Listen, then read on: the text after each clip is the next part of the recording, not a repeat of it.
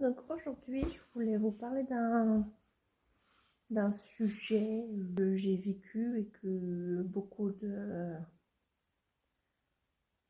personnes vivent, en tout cas plus qu'on ne le croit. Je voulais en parler pour que ceux qui vivent ça ne se sentent pas seuls, entre guillemets, parce que je sais que quand on vit ça, on peut se sentir seul ou croire que personne ne comprend. Donc je voulais juste parler de mon anorexie en fait.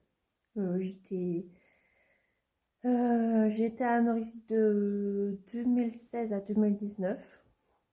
Donc voilà. À la base, enfin, je vais vous dire, mais pas tout vous raconter non plus, quoi. Donc, à la base, je voulais juste maigrir. Donc, au début, je voulais juste maigrir, et puis, du coup, bah, j'ai commencé à maigrir. Sauf que moi, j'avais pas vu que j'avais maigri, en fait. Genre, mes parents et enfin, ma famille avaient vu que j'avais maigri, je suis allée chez le médecin et puis elle m'a dit que bah, c'était pas que physique, c'était psychologique. Et puis du coup, moi je pensais que c'était juste une perte de poids, quoi. Enfin, comme tout le monde peut maigrir et tout le monde peut grossir, enfin voilà. Et puis du coup, enfin bref, elle m'a dit d'aller voir un ou une psychologue. Et puis j'étais mineure du coup, à ce moment-là. Et puis du coup, je suis allée dans un centre, je sais même plus comment ça s'appelle.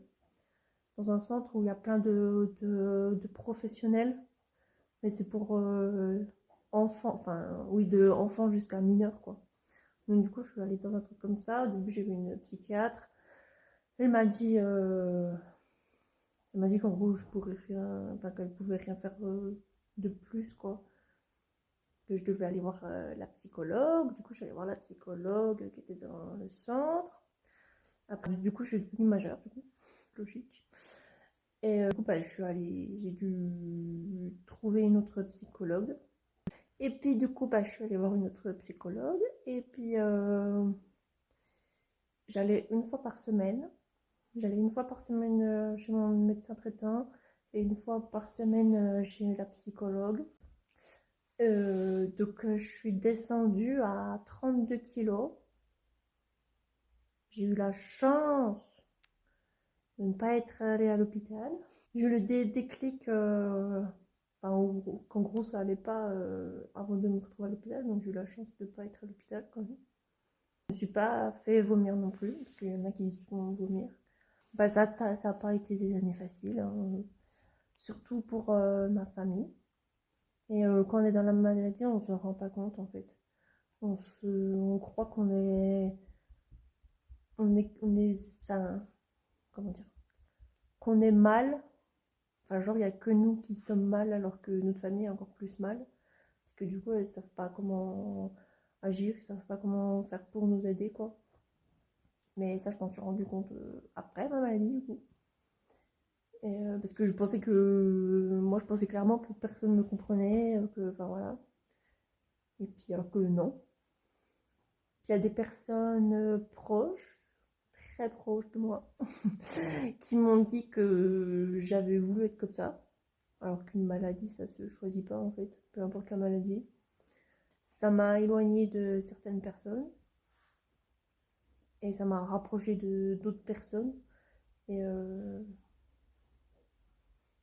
ça fait 7 ans que c'est fini et c'est toujours hyper compliqué de dire que ça m'a éloigné de certaines personnes hyper proches de moi, quoi.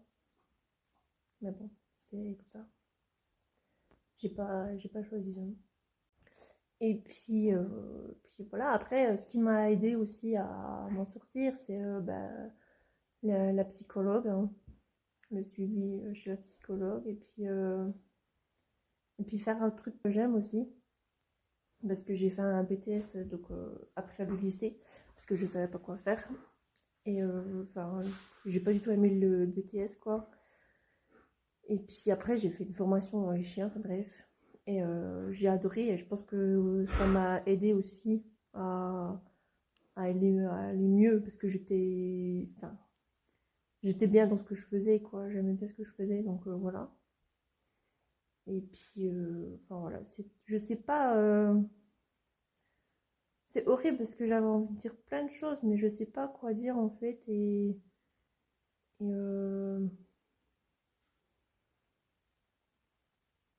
après, si je détaille 3 ans, c'est long,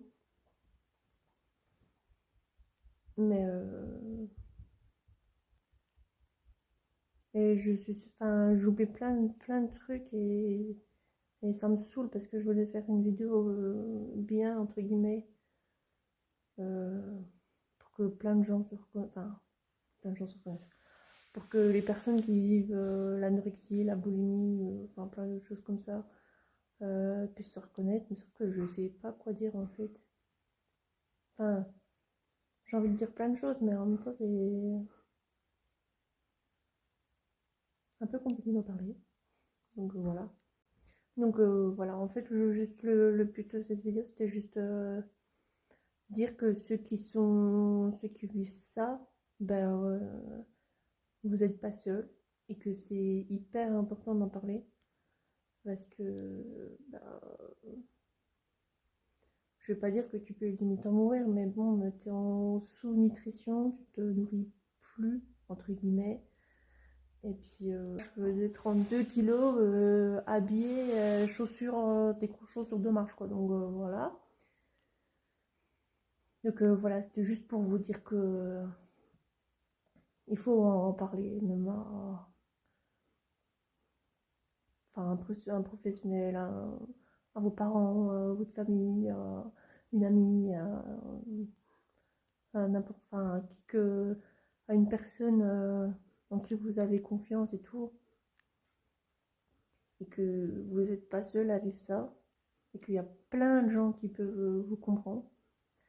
Moi, je l'ai remarqué, enfin, je m'en suis rendu compte après qu'il y avait des gens qui pouvaient me comprendre. Et je disais que ça m'a éloignée de certaines personnes parce que certaines personnes m'en veulent d'avoir, enfin, m'en veulent que je leur ai fait vivre ça alors que, enfin, moi, j'ai pas choisi de devenir comme ça. Et puis, enfin, moi, ces personnes-là,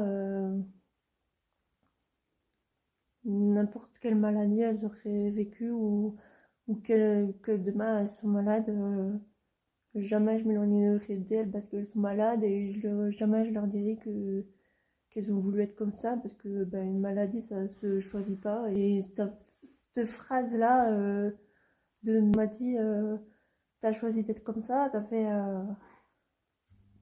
Elle m'a dit, enfin, la personne m'a dit ça quand quand je vivais ça, donc je pense que c'était peut-être c'était pas je sais même plus à quel moment c'était, mais ça fait 7 ans, ça fait plus de 7 ans et je vois encore le moment, je, je, je, enfin, je vois encore la scène, quoi, enfin, enfin, je sais qu'il y en a qui vivent pire que moi, mais dire à une personne malade, t'as choisi d'être comme ça, ben non, en fait, enfin, et surtout venant d'une personne très proche de moi. Donc, et moi, je me serais jamais permis de dire ça. Donc voilà, je voulais juste vous en parler pour que vous sachiez un peu plus de moi. Enfin, voilà. Mais aussi pour que les personnes qui vivent ça, ben, il y a peut-être des personnes qui vont se reconnaître ou qui vont pas oser en parler à quelqu'un de leur famille ou quoi. Mais et vous, enfin, ceux qui vivent ça, bah, vous n'êtes pas seuls. Et c'est important de se faire aider, quoi. D'en parler. Et vous allez vous en sortir. Parce que bah, ceux qui vivent ça, enfin, je connais pas toutes les personnes qui ont vécu ça, mais je connais. Et enfin, même moi, je suis la preuve que ben, on peut s'en sortir. Et, vous allez être tellement mieux après, vous allez revivre hein, vraiment. Moi, quand je suis sortie de Ça, je fais waouh, mais je suis tellement mieux en fait. Je suis tellement mieux maintenant, enfin voilà. Donc voilà, je le redis encore une fois, mais vous n'êtes pas seul et vous allez vous sortir.